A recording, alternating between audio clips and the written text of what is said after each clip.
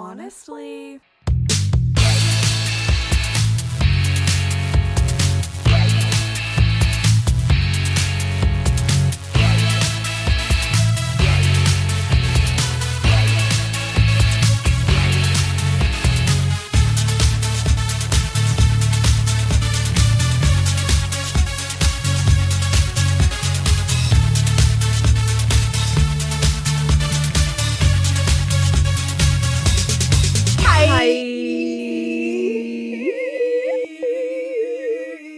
We scrim. Why she's scrim? Why she's scrim? Oh my goodness. Right off the bat, before I forget, I need to make a correction to something that I said in last week's episode. It's been plaguing me since before the episode even went up. Like, I realized it, like, it wasn't it. Well, actually, it is pretty egregious. I said when we were doing the playlist, I said that Mercedes and Santana sing Nutbush City Limits in Glee. They don't. I was thinking of the River Deep Mountain High performance that they do. That's the one where they're shaking their asses and Mr. Shu is like visibly aroused. Yeah. Santana does sing Nutbush City Limits. She's like with the other cheerleaders. But when I was talking about the performance, I was thinking of River Deep Mountain High, which is like another Tina Turner performance that they did on the show. We as Gleeks I know, right? Known better. An egregious error. I just wanted to apologize right off the bat because I realized it like the following day, and I was like, that was inaccurate. We should do what YouTubers do. And jump back in and be like, this is editing, Zoe and Logan listening, recording, and we just want to let you know that we were incorrect about that. Okay, jumping back in. Jumping back into the video now. Yeah, that was factually incorrect, and I simply could not live with myself if I didn't make a public apology and statement. Thank you for being brave and letting us know as a Gleek that sometimes even we can get it wrong.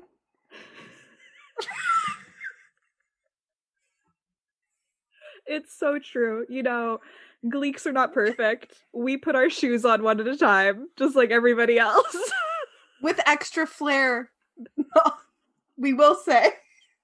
But one at a time. One at a nevertheless. Time, just like everyone else. Yeah, that was, I just wanted to, I wanted to clear it up. Right our wrongs. Right our wrongs. You can expect my notes app apology on Twitter in the next couple of days. You're not gonna try to like Microsoft Word.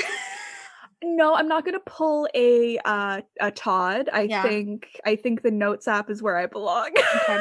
You could branch out, do like Microsoft Paint. Ooh, an MS Paint apology. Is it alive still? I don't actually think it is. I think we missed the boat. No, I think it's there because sometimes I will open it up on our work computer. Only when there's nothing to do, which is every day. Which is never, because we're busy little bees. We're so busy. Fantastic. Anyway, welcome back to another episode of Honestly Podcast with Zoe and Logan. That was Logan. And that was Zoe. Wow. We're here. And we were wrong. We're here, we were wrong, but we are taking accountability. Yes. And we are going to take some time away to reflect. Just think, look inwards. And grow from this experience. Yeah. The past is the past, and there's nothing we can do about it now. It's so true. It's so true. Snaps. Amen, sis. How are you doing? Oh, you know. Yeah, I do. Not the worst, not the best. Sure. Somewhere in the middle. A happy medium in the middle, you would say? A happy medium, mid-size. A mid-size. Happy medium in the middle. In the middle. I feel like we've talked about this before, but I just feel like any motivation I was like clinging on to at the beginning has long gone. Oh, yeah. Miles and miles away. And I can't do anything to fix that. So I just find a lot of my day is me being like frustrated that I can't get to where I'm trying to go and do something. And so that's, on one hand, it's just like, what am I going to do? We're in the middle of a pandemic. But also, I'm like, I would like to maybe feel a little bit more productive. Yeah, it would be nice because, like, here's the thing. we're both working 9 to 5, Monday to What Friday. to make a living. What a way to make a living. Could not have said it better myself. And I totally feel you about like not being like motivated or like being able to like be productive. Yeah. Just like the alternative is then you just like sit there for 8 hours and the day goes by so slowly. And I'd be like, it'd be nice if I could just like work myself up to be motivated and do my job so that the day would at least go by quickly.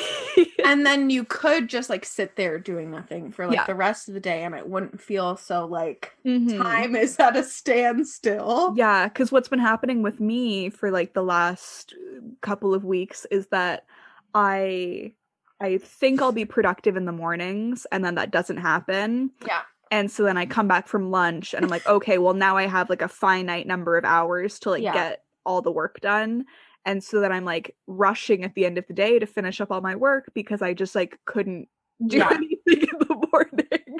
I feel like in a really sort of like normal and healthy way to cope with things, that in the morning I will feel like I am productive until I get one email or one message from somebody that needs me to do anything, and then my entire brain and body shuts down and I'm like, guess I won't be doing anything until 5 o'clock. No, one email can derail everything.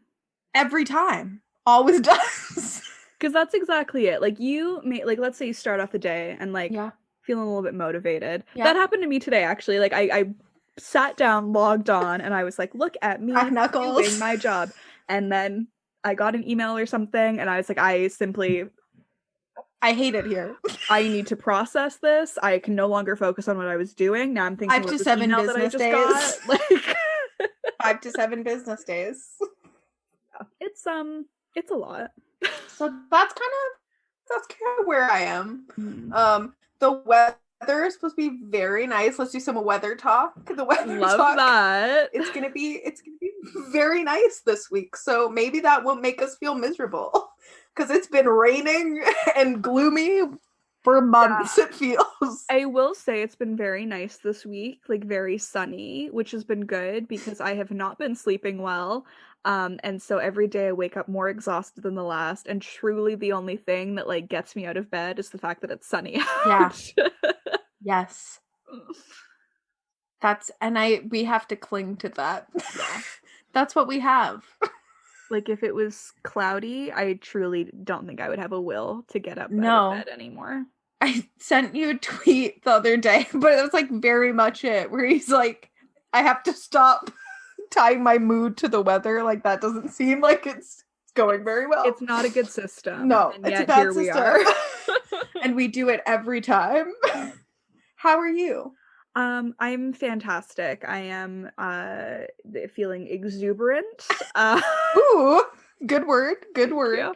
No, I'm fine. I got vaxxed over the weekend. Half vaxxed, baby. We are halfway there. This girl is on Pfizer. Hell yeah. Pfizer gang. Pfizer gang. Gang, gang, gang. Gang, gang, gang. So I'm thrilled about that. That's really been the best thing that's happened to me, frankly, in a year. In a while. More. So that's thrilling. Feeling good about that. Still a long way to go, but progress. Getting there. It's a horizon. We can see us being able to hang out again. That's exactly it. It's just like, okay, first shot, done. Yeah. Nailed it. Second shot will be in 4 months because why would we ever have nice things and be able to do things in a timely fashion? We can't. So it's like, cool, by the end of August, this girl should be fully vaxxed. Let's hope they figure it out and like push them up, but they're there in the distance. Ideal, but like at the very least, I have an appointment for my second dose, so I know that it's coming. The vaccines of it all had been just like causing me such great emotional stress over the past turmoil, even few months. I would definitely say turmoil. And so I was very excited to be able to get an appointment and go get vaxxed up, baby. So that's It's the most exciting thing that's happened to me. And other than that, I'm just merely trying to survive. Yep. We're doing our best in every way that we can, even if that's zoning out for 8 hours a day. And that often is what it looks like. That's kind of what's happening right now. Mm-hmm. Mm-hmm. But, you know, what are you going to do? That's life, baby. That's showbiz. That is showbiz. That is the biz we call show. This week's episode is brought to you by Lone Wolf, Kensington's newest anthology by Diana Palmer, Rebecca Zanetti, and Kate Pierce. The 3 New York Times best-selling authors, known for writing sexy romances with alpha heroes and strong, adventurous heroines, combine their talents in this novella anthology about man's best friend, the noble wolf. Each novella tells a story of a rugged man and his trusty wolf protector as opportunities for happily ever after arise. Filled with sizzling tension and well-drawn characters, this anthology is sure to resonate with readers looking to answer the call of the wild. You can find Lone Wolf by Diana Palmer, Rebecca Zanetti, and Kate Pierce wherever books are sold. Find out more at kensingtonbooks.com. Have you been consuming any content? Thank you so much for asking. I look forward to this question every week. Yes. And I actually have something to talk about this week. Wow. Which is thrilling. Let me pull up my notes because it's a long title and I can't remember it. Uno momento. There we go. Okay. Ali and AJ, my queens. Their new album came out last week, and it was one of those things where I had been anticipating it for so long and then like forgot the week that it was coming out, and then all of a sudden I was like, oh, that's out today. So that was great. That's a fun surprise. Loved that. It's called, okay, this is why I need to read it. The title of the album is A Touch of the Beat Gets You Up on Your Feet, Gets You Out and Then Into the Sun. Wow. They pulled a Fiona Apple and they were like, what if we just gave this the world's longest album title?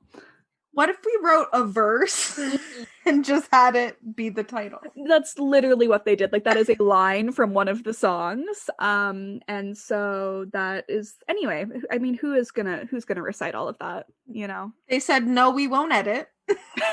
We absolutely will not. No, we won't. We won't be doing that. 2-line title for this album. But it's great. They did that thing though, where I feel like they released like too many singles leading up to the album. Very teeth.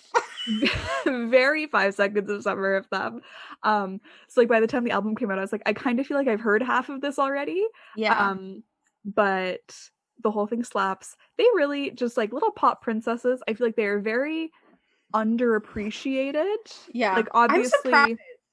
I know. Like obviously, Potential Breakup Song is an anthem of a generation. Yes. And, absolutely. You know, everybody will pay them respect for that. But like they've continued to put out music and it's all been so good.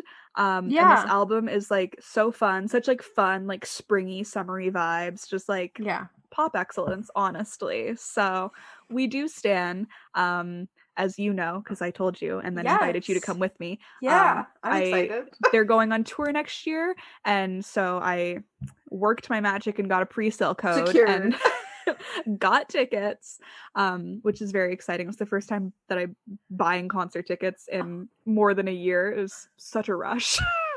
It's so exciting to think that we'll be able to do that again. It is like so nice because like like people are touring next year, tickets are going on sale, stuff's getting postponed, and it's like, oh, it might actually happen this time, right? It's like we won't have to deal with it being pushed back to 87 times, you know, in the process. Like, the vaccines are rolling. We're getting those in our systems. Vaccines flowing. Vaccines are flowing, and it's like, oh yeah, like maybe this time next year. Maybe this time we'll be lucky. Maybe this time we'll win. Win. That really is the motto I think that we're working with for the next little while. Oh my god, just like knocked my headphone out. But yes, I would definitely recommend listening to the new Ali and AJ album. Very good. There's a song on there that I particularly like. Let's try to enunciate a little bit, Logan, shall we? It's called Personal Cathedrals. It's a vibe. The whole album's really good though. Go listen to all of it. So there's that. And then the other thing, which I know you'll also want to talk about, but Shrill season 3, the third and final season. Yes. Pour one out for Shrill. Yes. Gone too soon. We'll talk about it. We'll get into it. We'll get into it. It's a shame. It's a damn shame. It's a goddamn shame. But those are really the only 2 new things that I've consumed this past week. I've got my girls, Allie and AJ, and my girl, Adie Bryant. And the Allie and AJ, there's that screenshot from Reddit that asked me anything. That was truly so funny. Where did you guys meet? We're sisters, so we met at home. So good. It's so good. Love that for them. Wow. What have you been consuming? Me? Also Shrill, obviously. We will get into that. But I also started watching this show called Rutherford Falls. Okay, that sounds mysterious. And it's Ed Helms. Okay. And it's written by the same people who wrote Parks and Rec. Okay. And it's like, basically it's him and his childhood best friend. And they're like from this little town called Rutherford Falls. Okay. And he's like a descendant of them. Oh. And his childhood best friend, she's indigenous. Mm-hmm. And so it's like these 2 communities and they're all coming from like different paths. Okay. And there's a statue in the middle of the town that's like literally in the middle of the street. And the first scene of the first episode is someone just like accidentally driving their car into it. And then it sparks this big thing about like wanting to take it down. And so it's like he wants to keep the statue up because it's like he's very obsessed with his like family. He like works at a museum about them, and like she's trying to open a cultural center, and like no one is giving it funding. And so it's just like very, very different struggles happening once, but it's very funny. It's very good. The vet from Schitt's Creek is in it. Oh my god. He was in the episode most recently. Okay, yes. Now that you mention that, I've seen an ad for this on Twitter because I remember seeing Cutie from Schitt's Creek. Yeah, and he has a beard. Oh, love that for him. It's good. I remember seeing him and being like, oh, so happy that he's like on another show now. And Paul F. Tompkins was in an episode. PFT. He played a drunk professor, and he was like, he asked Ed Helms to be on his podcast. And he's like, great, we'll go to the studio. And then he just walks over and sits on the couch. And then Ed Helms is standing there and he's like, oh, no, this is it. We just need to unpack the microphone. So I was like, okay, us. Like, very relatable. We stand. And he gets him on there and they're like, very much us. He gets him on the podcast and then he starts talking about like, he's really drunk and he's like talking about all the stuff going on. And then he gets Ed Helms to like accidentally sound like a white supremacist. And then it's like, he's trying to take the episode down and then he's talking about like Joe Rogan. Oh my god. It's very funny. That sounds I am enjoying it delightful thus far. It's very good. Oh, what's the guy's name? Hold on. I'm gonna make sure I get it right because he's in a lot of like zombie shows and movies that are really good, and I can't think. Michael Grey Eyes is his name. Oh, that's a cool name. And he is Canadian, and it's a good show. It's a good show. I would recommend. And then I know I was sending you like a billion clips from it today, but there was the anniversary episode. I think it's the 12th anniversary episode of Comedy Bang Bang. And it was one of the most unhinged episodes I've ever listened to in my life. But I was in tears, especially for the last like half an hour, 20 minutes of it. I was losing my mind. So would recommend listening to that. I've not really been listening to a lot of podcasts again because I feel like my attention span is all over the place and I can't sit through one. But that one was very funny once I did finish it. Yeah, no, I feel the same way. Like I have not been listening to my weekly podcasts. No. So, you know, that's fine. I guess. Usually like I listen to them all the time. Like usually it's just like I'm doing everything and I have headphones in listening to them. So I don't know what's going on. It's just the motivation thing again somehow. It's like I'm not even motivated to listen to people talk. I don't understand. No, it's like I need to either just be like listening to music. Yeah. Or like watching like a YouTube video or something. Yeah. Other than that, I don't really know. I've just been listening to our Unhinged Definitive Honestly Pod playlist a lot. Missing karaoke a lot. I know. I was watching Criminal Minds, of course. Obviously. Because that hasn't stopped. And it was the episode where it ends and they're all singing karaoke. And it was like right after we had just talked about karaoke. And I was like, stop. I'm not emotionally prepared to look at karaoke that we're not participating in. That is like one of the things that I miss most currently, like in the current pandemic climate that we are in. The idea of being in an enclosed space with my closest friends, just communal microphones that everybody's spitting on, everywhere, just yelling karaoke. And just like, I miss the old gross place we used to go. Mm-hmm. And like, I can't imagine going in with the ripped leather sofa and just the health code violations in that musty room where you could physically feel the spit and sweat. You could feel the air, like it was thick in that room, like, wading through people's fluids. Yeah, that's repulsive. Just like that, just wading through people's fluids. Yeah. I know, I miss karaoke so much. I was saying to Zoe last week that when it's safe, when things are open, when we are fully vaxxed, we are going to karaoke. Maybe just the two of us, honestly. Oh, yeah. Locking the door. No one else is invited. And we will be singing all the songs on the Definitive Honestly podcast. It will be a Patreon exclusive. Girl. Okay, honestly, jot that down. And we'll just be in there for 4 hours. Yeah. Karaokeing our little hearts out. The Phantom of the Opera. That'll be the closer. We're gonna close with that. And then we're gonna bow to the other people waiting to karaoke. Yes. Sorry, we booked this room for 6 hours. Like, we brought refreshments. I want to know, like, what the max time you can book a karaoke room is. Right. And, like, if it's fucking 6 hours, we're getting 6 hours worth of karaoke. I just, like, you can't book rooms there. Mm-hmm. We've tried many a time. Yeah. But we're going to show up early and we're going to stay late. That's what's happening. You can book rooms during the week. They just don't do bookings on the weekend. So if we have to take a day off work, we're doing do karaoke for 6 hours. You're goddamn right. We're doing it. It's happening, and no one can stop us. No force on this earth.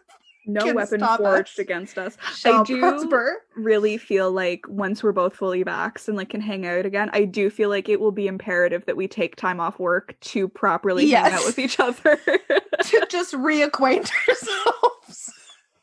Get used to being in the same space. I literally said to Zoe the other day, I was like, don't worry, I will be at your house for 5 to 7 business days once it's safe to hang out again. Like, I will be coming over and not leaving for like a week. We're locking doors. We're bringing mattresses down. Yeah. We're padding the walls, finally. Probably. Yeah, that should be priority numero uno. It's just, there's so many things that need to happen. Yeah. And I was deeply hurt by seeing people that weren't us karaokeing. It's not fair. No, it's not. It's not. It's not fair. Right. But it's okay. Just kidding, it's not. Start dancing. Love that for us. Can't wait to karaoke with you again one day. All I want. That's all I... Remember that one time where we were at karaoke and that one guy just kept trying to come into the room? We should have let him. He could have been a party, honestly. I just don't know.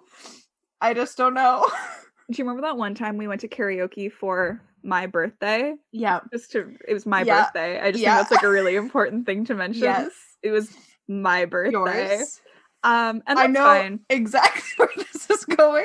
And it's fine. You know, it's a group event. You know, people want to pick songs. Yeah. There were some odd choices that were made that evening. Yes. It was karaoke for my birthday. For your birthday. I remember. I'll continue it and say that I remember friend of the pod, Miss Mora. Yeah, love her. Putting on Hamilton. And I was going, no, and me, I like Hamilton. Yeah, like, I have, to this day, still have not seen Hamilton. I certainly had not seen it 3 years ago, whenever this happened, 4 years ago. And I was like, I appreciate that you want to sing your little Hamilton song, but we are not doing this at karaoke for my birthday. We have to skip this. We'll do it later. Stop. And then somebody else kept trying to put a Pink song on, and it's like, I've been known to enjoy a Pink song. Absolutely. Whom amongst us hasn't? But I was not willing to karaoke to, I don't even remember what, like, I can, like, sing it in my head, but I can't think of what it's called. But it's the song where she's like, you're too school, very cool. That song? Yeah. I was not willing to raise your glass. Raise your glass if you are wrong in all of the right ways. I was not willing to karaoke to that at my birthday. That's not a karaoke song. No. In my opinion.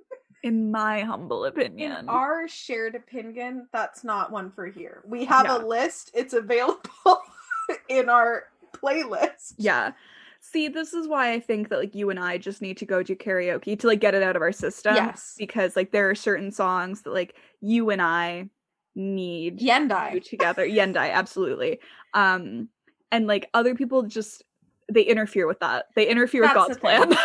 And then we'll be more open to what songs we just have to get it out of our system. We have to go through, do all the songs that we want to do that are on the Definitive Honestly God playlist, and then we'll be cleansed. Then we can go to karaoke with our friends, and they can do their Hamilton songs if they want. Okay.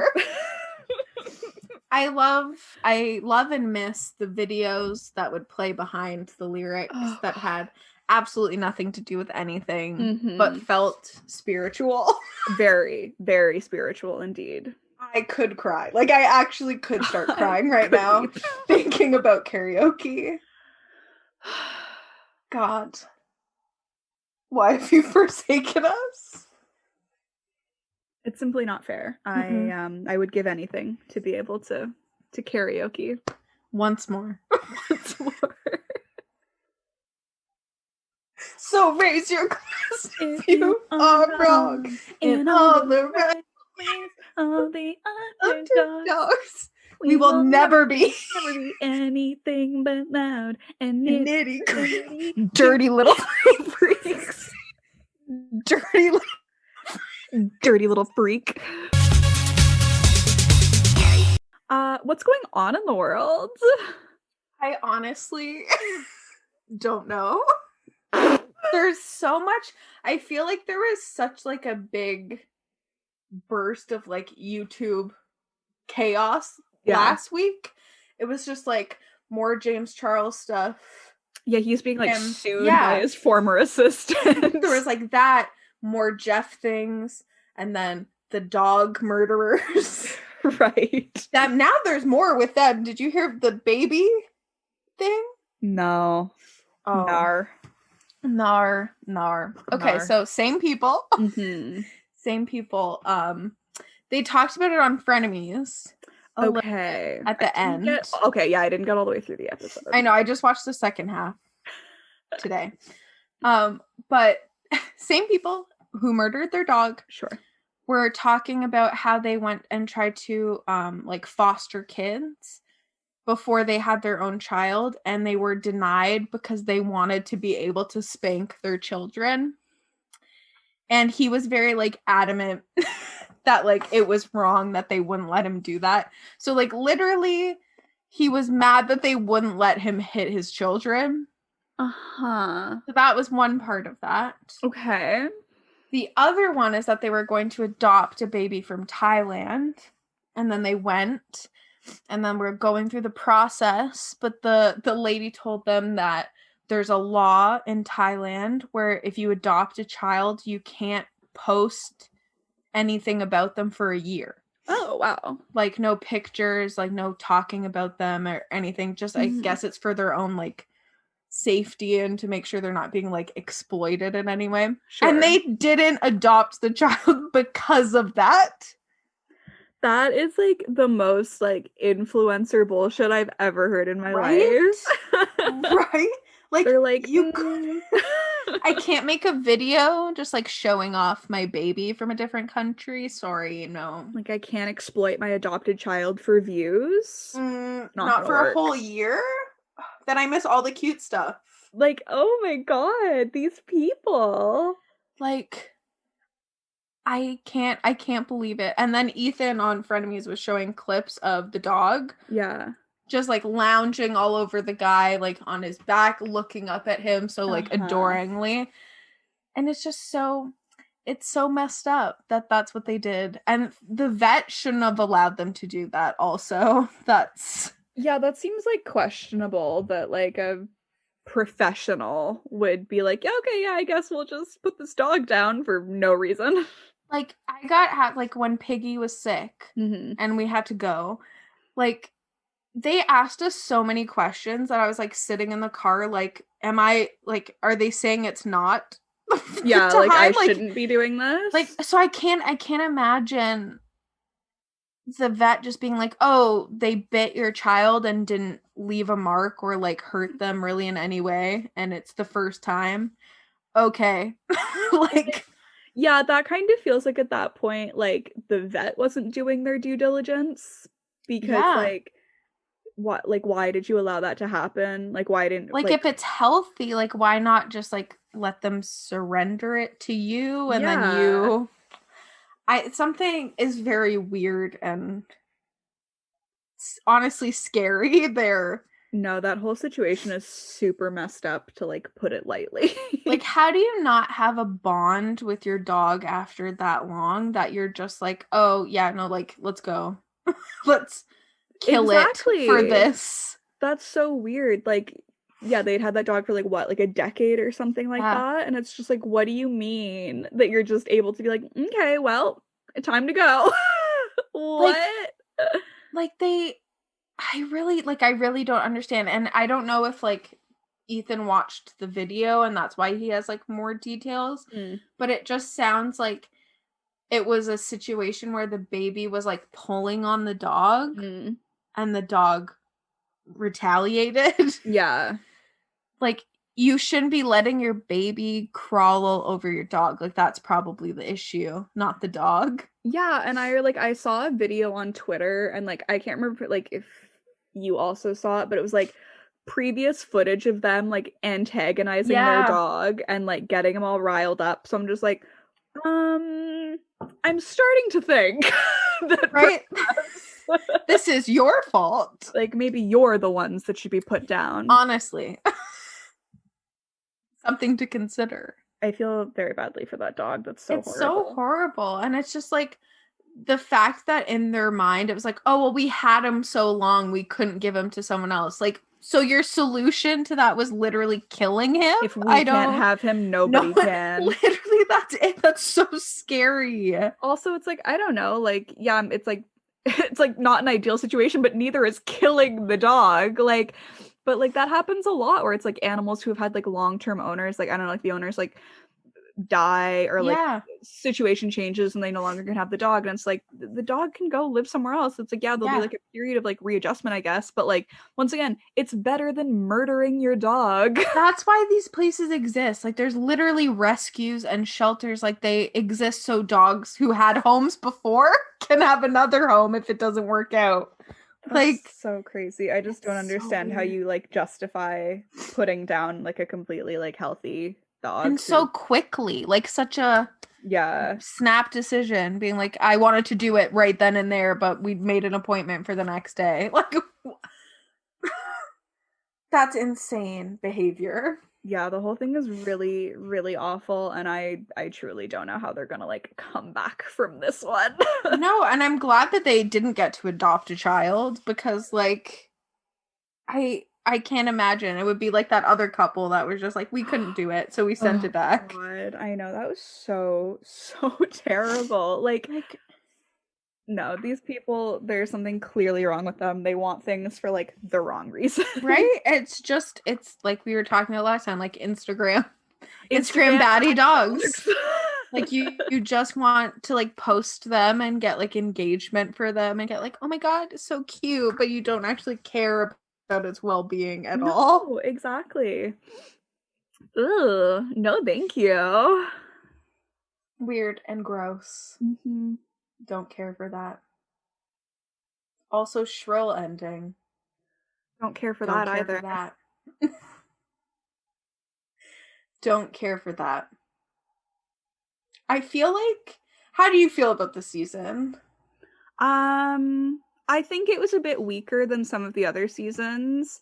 And I think part of that was probably due to the fact that they were filming during COVID with the pandemic and everything. And I like was reading an interview with like 80 and like some of like the other like writers and showrunners and stuff talking about how some of the things that they had planned for this season they couldn't do because of COVID, and then like they basically found out at the end of filming that it was going to be the last season, so they weren't able to like really wrap things up the way that they had planned to. So yeah, it like it wasn't my favorite, and I'm actually glad you brought that up because I was like, I wasn't sure if it was just me, but I was like, it was a little lackluster. I just feel like it was a good season, but it wasn't a good season to be the last season. Yeah.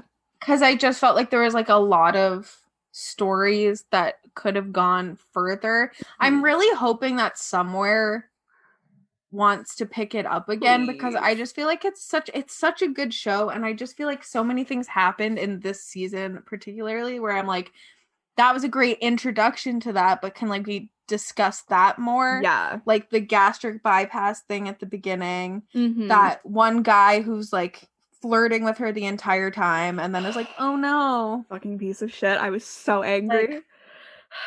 Like, and then of course, is it Will? Was his name Will? Did I make that up? Will. Like, I don't know. I was kind of disappointed, but I also was just like, oh my God, Shrill, it's here. I get to watch it. Yeah, it's I think it's like exactly like you said.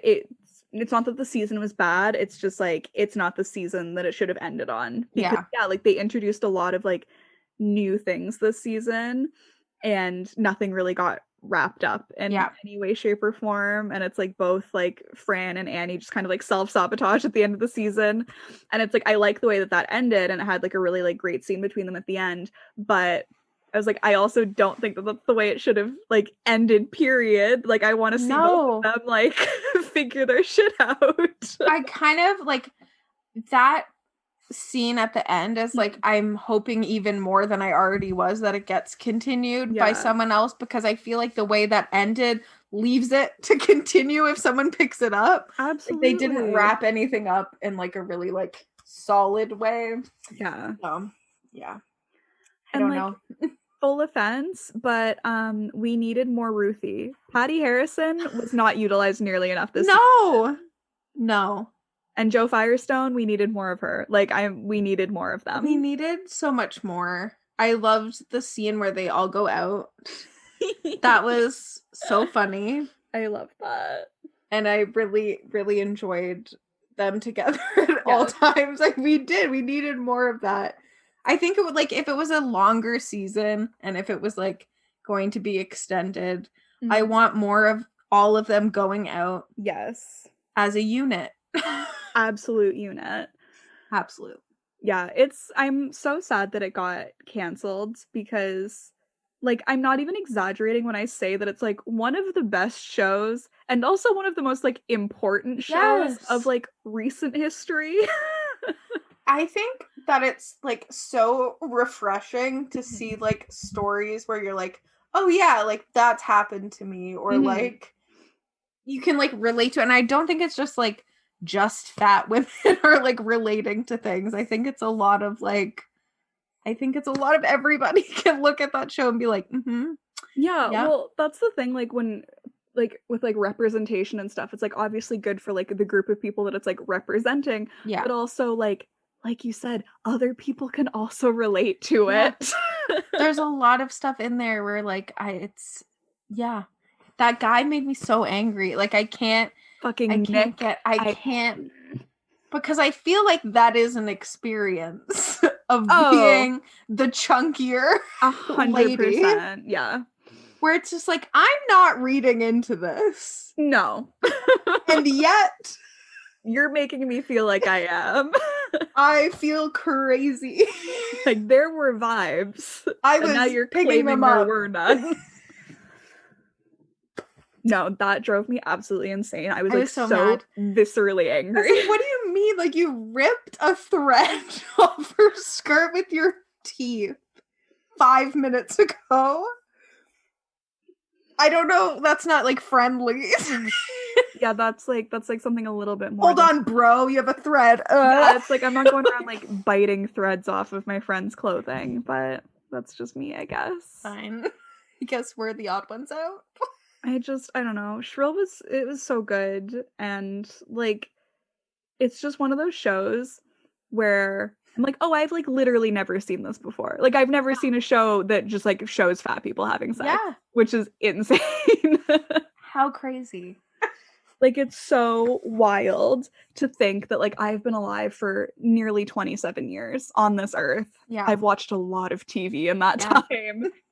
Boy, have we. The first show where I've actually seen people who look more like me than most people on most TV shows do, like in relationships having sex. And I'm just like, wow, how refreshing to see that.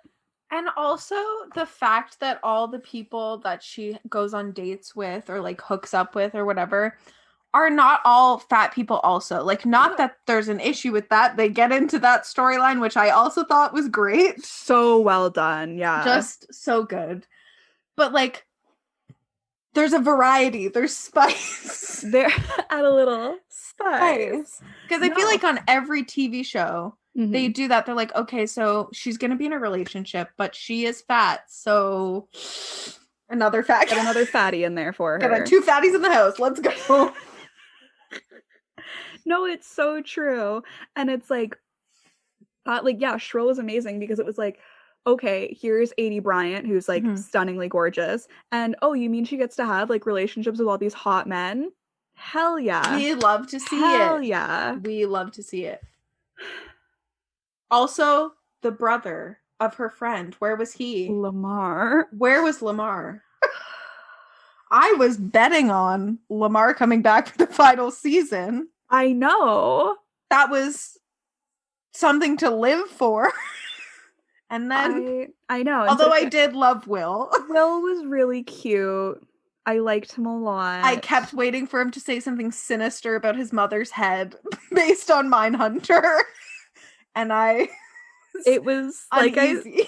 like I said to you, it was so weird to see him look so normal. Yeah. I was like, oh, and like cute. Bubbly and like smiley. And I was like, no, you're going to say something really off. Like, you are a serial killer. Yeah. Oh, he's so good. He was great. I loved them together. Yeah. I would like if it continued to see more of the like flashbacks. Those were good. That was good. That was relatable content. That was painful to watch. That was too real. The friendships portrayed in that clip hit a little too close to home. That show often does, though. That show it does. Like triggering to watch. It really is. The doctor's appointment. I was like, okay, go on. Okay, we're getting into that. Yeah, I wish they had spent more time talking about that. I also liked, again, this is like another reason why I was like, I wish this wasn't the last season, but I liked that they kind of made Annie unlikable this season. Yes. In certain parts. Like there were a lot more parts this season where I was like, I'm not rooting for you right now, girl. Well, like you're being the bad one in the situation. Like with when she gets like canceled for writing her piece on the separatist cult or whatever.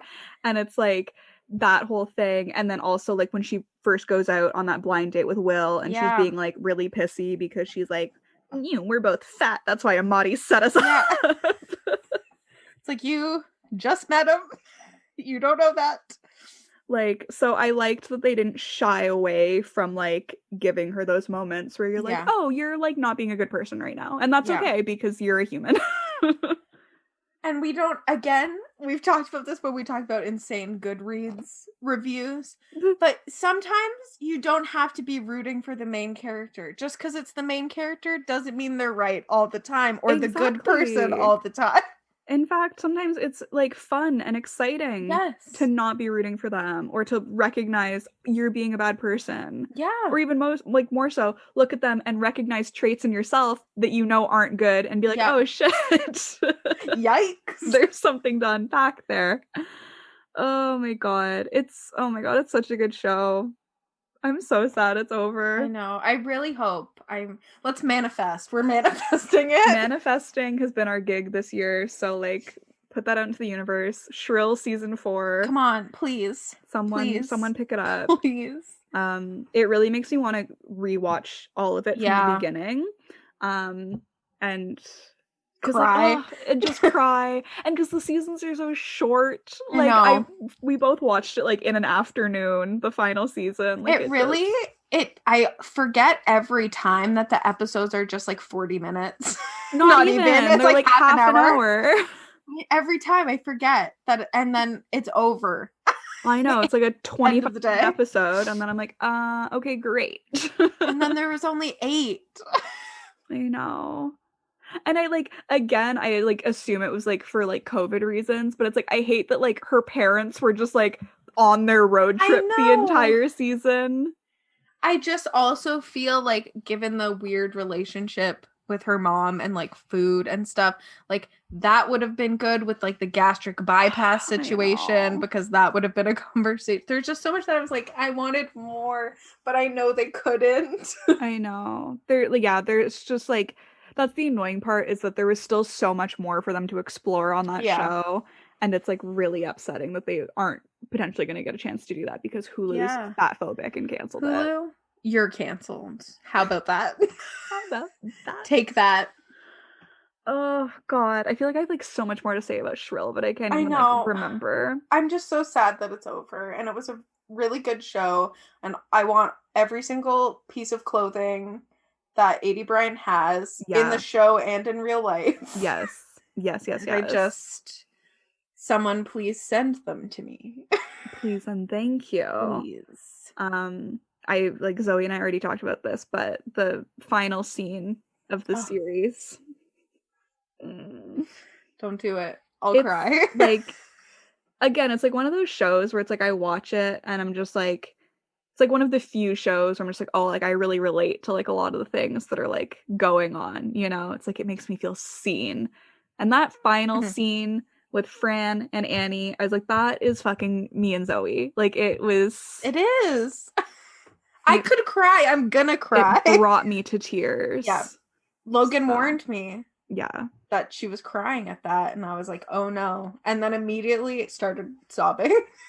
Because it's just like, that's it. Like, you're my person. Yeah. That's it. You're my person. So I loved the friendship between Fran and Annie so much. I love when shows like get female friendships right. Because it's hard, and a lot of shows don't. Like, a lot of shows, like, really get it wrong, where it's, like, constant, like, bickering, like, you don't like each other, and I'm like, I don't think that's not me. That's not us. I feel like you can tell so often when, like, a female friendship is, like, written by men. Yeah. It's like, oh, okay, you have no concept. Like, fighting the whole time over men, mostly. Yeah, exactly. That's not it. That ain't it. That's not it. Meanwhile, it's just sending pictures of little animals back and forth going, us. That's us. Us. Oh my god, us. No, very that. Aw, rip to Shrill. Please, someone bring it back. Save it. I just, like, I don't know, it, like, pisses me off because there are so many other shows that get just, like, picked up for, like, season after season. Riverdale. Like, and it's just, like, really, like, I know that there's, like, a time and place for shows like that, but, like, we couldn't have gotten at least one more season of Shrill. Just, like, I've never watched Girls in my life.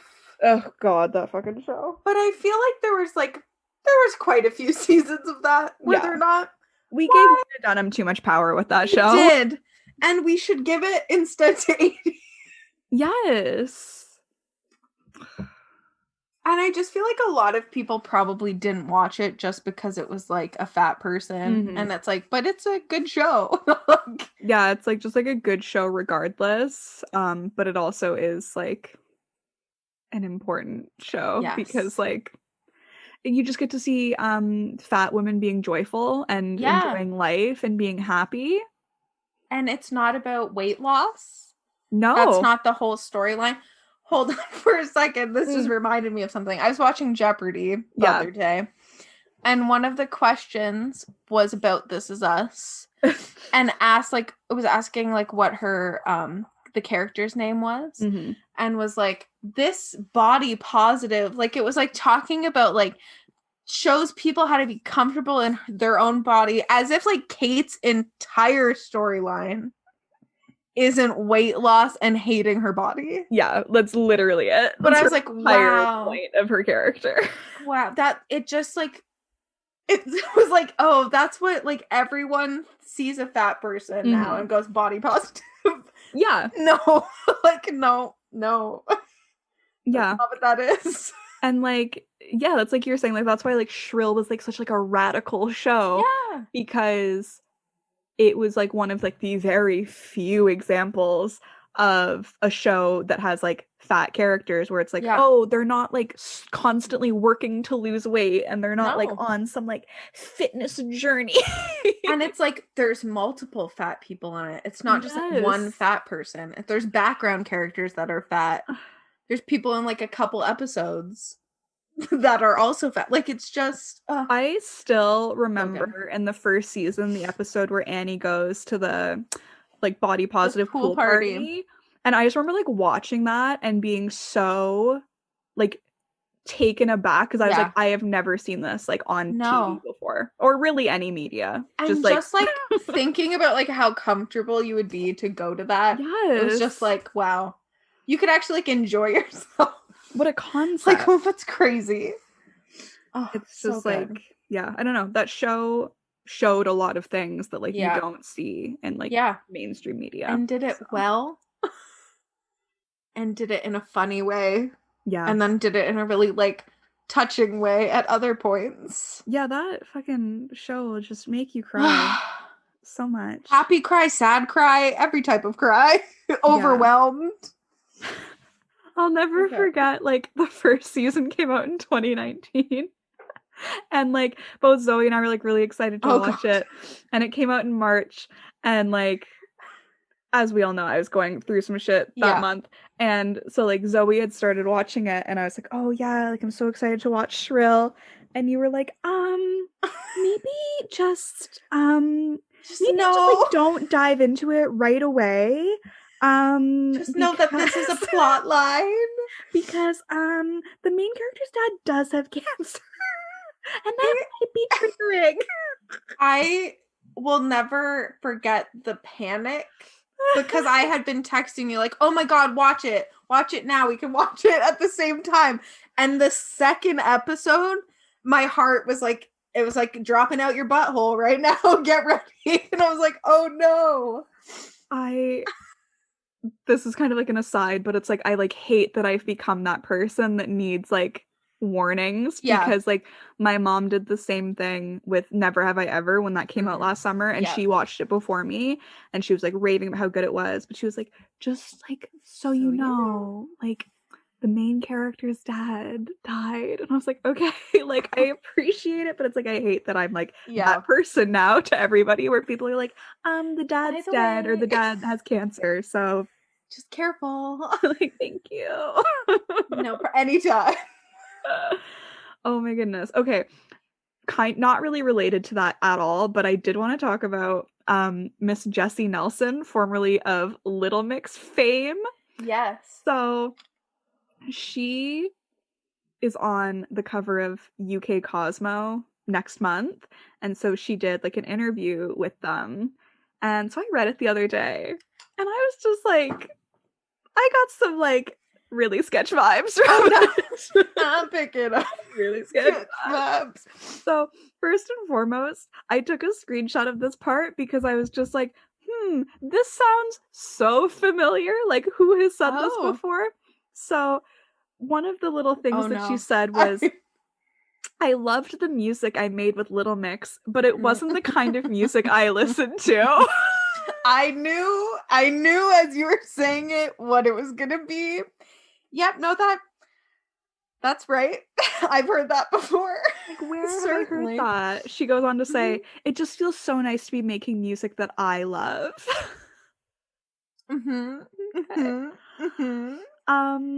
So like, I obviously am a Little Mix stan. We know that about me. Yes. I'm a mixologist. Yeah. Noted mixologist. And I like really love Jessie, and I was so in support of her leaving because, you know, she really expressed that being in the group had taken a toll on her, and I was like, absolutely again, familiar. I had seen the like ridicule that she'd gotten over the years, and I was like, I can completely understand why you would want to take a step back from that. So she left in December. That's when she announced it. So it's been, you know, 5, almost 6 months. And since then, she's kind of like alluded to the fact that she's like working on music, which a lot of people are kind of like, that's interesting. And so she addresses it like in the interview that she did for Cosmo, and she was like, well, you know, I never said that I was like never gonna make music again. Like, that's something I really enjoyed doing. Like, it was being in like a girl group that was like really stressing me out. Like, I love making music. Like, I'm of course gonna continue doing that. And I was like, okay, like, fair. I don't think that was maybe made apparent in your little statement that you put out initially, but to each their own. Rock on, girl. You keep doing you. But the other thing that kind of just like kept like rubbing me the wrong way in this interview is she just kept going on about how hard it was for her when she was in Little Mix. It was so hard for her. And I was like, I get it, babe. Like, I, again, saw the shit that people would say about her. Absolutely awful. I imagine that would really wear on you. But don't act like you weren't in a group with 2 other Black women who get mistaken for each other constantly, have had to deal with, like, literal racism over the years. Not to say that, like, the hate and the ridicule that Jessie got, like, doesn't matter, but it's just, like, don't act like you were the only one who was, like, going through something. And, like, she just kept saying how, like, she's like, I just, you know, being in a group with them was so hard. I was always comparing myself to them. And it, like, I was just like, why does it sound like you're blaming them? Yeah, like, I get comparing yourself to other people. I think that's, like, human nature. We all do that. Yeah. But, like, it's not their fault that you're comparing yourself to them. That's you comparing yourself to them. Exactly. That has nothing to do with them. And it's like, it seems like they were all very good friends, and I highly doubt that any of the other girls would have said or done anything to, like, make you feel less than them. And it was just like, I don't know, it just like rubbed me the wrong way a little bit, because it was just like, it was so hard for me, and it was so hard to be in a group with these people because I was constantly comparing myself to them, and my mood was always so down, and I didn't want to do these things. And I'm like, okay, babe. Like, I really want to be on Team Jessie. Yeah, but you're making it hard. And then, like, there was I just think that it... Go ahead. The leg has betrayed us again. No, the only thing I was going to say is, like, there was this part at the beginning where there was, like, a little, like, note, basically, that was just, like, oh, like, Jessie is not going to comment on, like, her relationship with the girls at this point, which sounded so sus to me, because I was like, that makes it sound like you don't have a good relationship, because, like, if things were fine, why wouldn't you say that? But then, at press time last night, the Brits happened, and Little Mix won an award, and, like, when they went up, like, they thanked Jessie, and then, like, Jessie, like, reposted a picture of them, like, in her Instagram story with, like, some heart emojis. So I'm like, I don't know what the vibe is between them. Things seem a little sketchy right now. I don't know. What I was gonna say is that I just think that, like, with the same thing that happened with Zayn that we recall, is that I think it's more than fine for you to step away if it's not something that you want to do anymore. And I think it's fine to say, like, I don't want to do this anymore. Yeah. I think that when you leave and you say that the reason you're leaving is for like all this like stress and like emotional stuff that you're going through, and then you immediately start doing something solo, I think like optically yeah, that looks bad on you. And I also think there's no need, even if you feel that way, to like disparage the type of music you were making before just because like it's not your thing anymore. Like, okay, it's still there, so you just like don't be weird and like snobby about the type of music that they're making because they're still making it, right? And like I don't know, I like honestly don't understand it, because it's like, first of all, like Little Mix has and always will make bops. Like what do you mean that's not the music forever. You like? What do you mean? What do you like if you can't like that? I'm also just like looking back through the interview, and there was this part where Jessie was like, now that I'm on my own, I can wear whatever I want to wear. Before, I was wearing what I thought I should wear because I was too frightened to wear certain things in case I looked bigger than the others. Like, okay, but like, okay. Like, I don't know. They always looked good. They always like coordinated. I don't know. Exactly. That feels weird to me. It just like, it was a lot of her talking about like how much happier she is now and how much better everything is now. Yeah. Which is like good. Like, I'm glad that you're like in a better place mentally, but glad like for you. It just kind of felt like in the interview, I'm like, it just feels like you're blaming like the group itself rather than like the outside forces that were like making you feel really shitty about yourself. Yeah, it comes across as being like, I'm so happy because I've like removed myself from you specifically. Mm-hmm. Yeah, because like there's literally I thought they were your friends. Yeah, there's like literally a part where she's talking about like, oh, like I don't feel like I need to go on an extreme diet so I can look like the other three now. Like, okay, like I don't think the other three ever like were making, like, I don't know. Again, like you were saying, like obviously everybody like compares themselves to other people. And I'm sure like if you're in like a girl group with people, there's like pressure, but it's like, first of all, all four of them always looked stunning and gorgeous and like fantastic no matter what. And I'm just all like, the time. I would just feel so like awkward if I was like the other three, and then like I don't know, it's just like, wait, I don't think they were like trying to make you feel like you needed to go on like an extreme diet. That's the thing, like if it's like a situation where they were like saying things to you and like making you compare yourself to them, or like making weird comments about your weight or like the way you look, then like yeah. But if it's just like your own internal stuff mixed with like how people are reacting to you like on Twitter where they're like bullying you, but like that's not their fault. I know. It was like an interesting read for sure. I was like, yeah, like I don't know. She just like kept going on about like how miserable she was when she was in the group, and I'm like, I don't know, like that just like is shitty. Like I'm sure obviously like there are a lot of like good times, but it's just like if I was like Jade, Leanne, and Perry, I'd be like, oh, so you just like fucking hated it the entire time you were like in this group with us. Like that's you were just miserable. Sounds like. It's like, well, guess we're the worst. Didn't know. And it's also like, again, like we've had this conversation like on the podcast before, but about how like body dysmorphia and stuff is like really rooted in fat phobia. And like keep in mind the woman who was interviewing her, what's her name? Felicity Hayward, I think. Oh yeah, I know her. And she's like a plus size like model or something like that. So she's like interviewing Jessie for Cosmo, and like Jessie's going on and on about like, I felt so fat all the time. And like Felicity is like actually a fat woman. Yeah. Felicity at one point says about how like, where is it? About how like Felicity remembers seeing like Jessie got a lot of hate for like her weight and stuff like that. And she was like, you know, like if you're being called fat, like what does that make me? Like that's the thing, like that reminds me so much of like elementary school and high school when people would like call themselves fat around you, and it's like, well, if you think you're fat, like who am I in this situation? What's going on with me?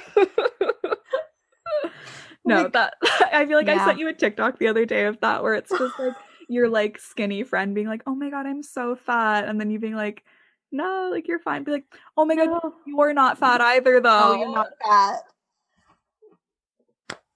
I'm picking really good vibes. Oh my goodness. I saw a TikTok where it's like this girl was saying she was gonna start just saying, yeah, when people say like in front of her because she's like she's fat.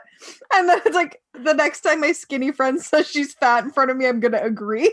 Like, you know what? Yeah. It's just like, yeah, you are. Yeah, you are. I saw I was gonna send it to you, but then I was like, honestly, I send this person so many TikToks about like fat phobia that like maybe I should stop. I'm not trying to like trigger you on like a regular basis. Send them all. But it was like this like fat woman talking about how like body dysmorphia is rooted in fat phobia. Like, yeah, it doesn't mean you're a bad person, but it's just like you can't go around constant being like, oh my god, like, do I look like, again, like body checking? Was it the girl who was like objectively looking at yourself? Yes. Yes, I saw her. Yeah. That video was good. That was such a good video. And then like she made like a follow-up. So I'm like calling her she. Actually, I should probably like stop just like gendering people the way that I like assume that they are. They like made like a follow-up video because of course somebody in the comments was just like, this is mean. Yeah, they were like, I can't look at myself objectively. It's like it's just like, okay, but like if you look at yourself compared to like a like literal fat person, surely the difference. So frustrating. So incredibly annoying.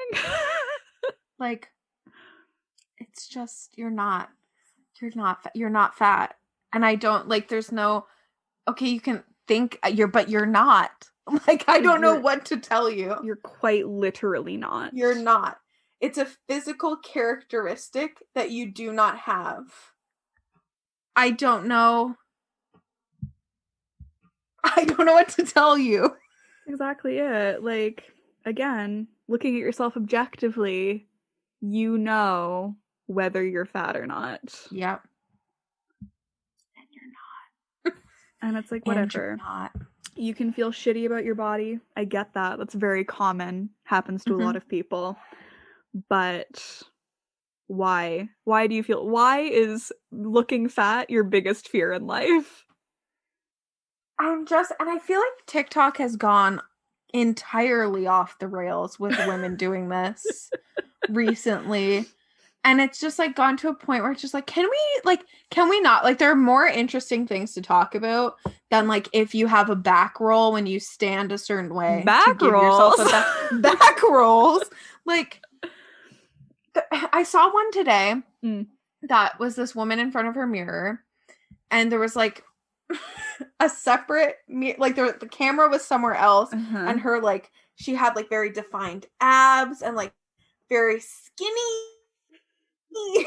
very like athletically posed, and then she was like, this is this angle and this is this angle, and it was like inside the bathroom mirror pic, and she looked the same in different lighting. Sure. And then she was talking about how it's okay because like different angles and different lighting can make you appear bigger than you are. It's like, what if I just look like this regardless of what the lights are? That is literally it. That is like that mentality is what drives me insane, because it's just like, once again, that is a privilege to that. Like, in certain light, you look really skinny. There are some people who in certain light, they're never gonna look skinny. Put me in all the light. Like that's not gonna happen. Like, oh, it's just the angles? Like, no, it's not. For some people, it's not. It's not. I don't know what to tell you. It's not. I also keep getting TikToks from this person. I don't know why, because like I have never once liked the video, but like I keep getting them. They do this series where it's like, this is what I look like before I eat, and this is what I look like after I eat, and you know, their stomach's like the slightest bit bloated. I was like, I don't care. First of all, I was like, babe, my stomach looks like that like on a good day. You can't tell the difference when I eat. Like literally, though, I was like, I've truly never tried to look at the difference because I don't think there is one. Like, I have not noticed. I will be honest. I'm like, oh my god, I keep getting her too. Have you got those people who do that weird like air humping workout where they're like? I literally just got one of those for the first time, like last night or today, and I was like, what is this? It's been taking my For You page by storm. Yeah, it was like some video, and this girl was like, I've been doing this for a week and I've lost 10 pounds, and I was like, that's wrong. That can't be good for you. If you're what dropping else are weight you that doing? quickly, like that's not healthy. Like you've damaged an organ, I think. And we need to she's like doing this weird like convulsing thing. And I was like, that's it? That's what you've been doing?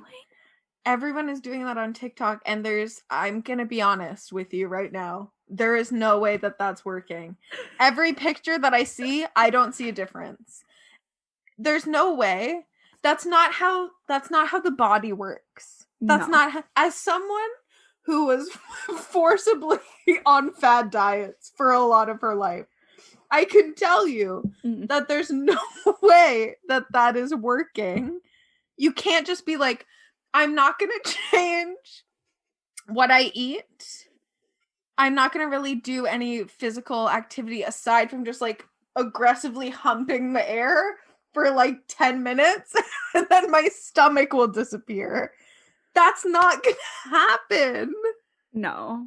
And like, again, if you have somehow miraculously dropped that much weight in a week, something is wrong. Something's wrong. Like, that is not healthy. No, something's wrong. And it's the thing that's wrong started when you started to hump the air and film it for TikTok. It's like, that is like always so crazy to me because I feel like there's so many like workouts like that, like on TikTok or like on YouTube where it's just like, you do this for 5 minutes and you'll lose 3 inches off of your waist. And I'm like, anything that is promising you results like that, like immediate results, is a scam. It's a scam. The weighted hula hoop. Stop. Stop. I think we should make a reaction picture of just me being a fat person. Stop. It's just, oh my god. It's just like insane. Like people will do like these crazy like fad things. Yeah. And it's just like, okay, like if you want to lose weight, follow your heart, choose your own destiny. But it's like, do it in like a healthy, normal way. Do it in a way that works for you, that isn't just something you saw on TikTok. That isn't like, you putting everything into a green pepper. Just Janelle, it is not bussin'. Janelle, it is not watermelon. That is a cucumber with that you rolled in stevia. That's a crime. That is jail. Jail time. Jail time. Electric chair, frankly. Straight to jail. Straight to jail. Straight to jail. Straight to jail. No, Janelle, honey. We don't need to be doing that. It's not bussin'. You can eat watermelon. It's on, like, unless you have like an allergy, it's actually completely okay. That's when I was like, I feel incredibly stupid because I didn't think there was. I thought watermelon was a diet food. Like if like you were mostly water, it's fruit. But that's why keto is like so bananas, which they won't let you eat in keto, by the way. Freely would be pissed. Freely, not freely. What has she been up to? Where does she have a TikTok? Thing. Probably. Yes, she does. And does she duet fat people and just hate crime them? Yes, she does. Not the hate. She does. Yeah, like that's like anything that tells you that you can't eat fruit. That's deranged. That's not right. That can't be right. That can't be right. Just eat the watermelon, eat the bananas, eat the grapes. Don't only eat bananas, though, freely. That's where we go a step too far. Yeah, because that is called disordered eating at that point. Bad. I saw another one of those TikToks that was just like, if we allowed men to go to therapy, there would be so many more gym bros that realize that they have eating disorders. 4 p.m. salad, baby. 4 p.m. salad, never forget. That's all I have to say. Hashtag never forget. Is there anything else that you want to rant about on this fine day? Oh, I don't know. I don't think so. I think we covered a lot of bases here today. I think so too. I think we covered a lot of good ground, and I'm proud of us. Me too. Don't forget to follow us on our social media channels. We're on Twitter, Instagram, and TikTok at HonestlyPod and Facebook.com/HonestlyPod. You can email us at thehonestlypodcast@gmail.com. You can also visit our website, which is thehonestlypodcast.wixsite.com/home. Don't forget the /home. It will lead you nowhere.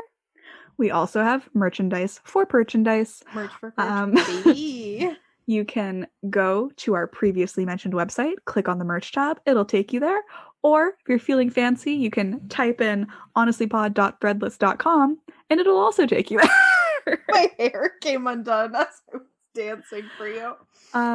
Go check out the wares that we are peddling. So many wares to peddle. Fine, fresh, fierce. We got it on lock. Don't forget to rate, review, and subscribe wherever you listen. We are on Apple Podcasts, Spotify, SoundCloud, Potable, Pocket Casts, maybe some other places. Other places? We don't know. We just don't know. Who's to say? You tell us. If you leave us a review on Apple Podcasts, don't forget to send us a screenshot and we'll send you some limited edition Honestly Pod stickers. We can't even begin to explain to you how limited these are. We have tried and tried and tried again, and we just listen. It's impossible. It's impossible to describe. They're so limited. They are. Just gritting our teeth. They're so limited. So go get them while they're hot. Yep. Is that it? That's all. All right. Bye. Honestly is part of the Frolic Podcast Network. Find more podcasts you'll love at frolic.media/podcast.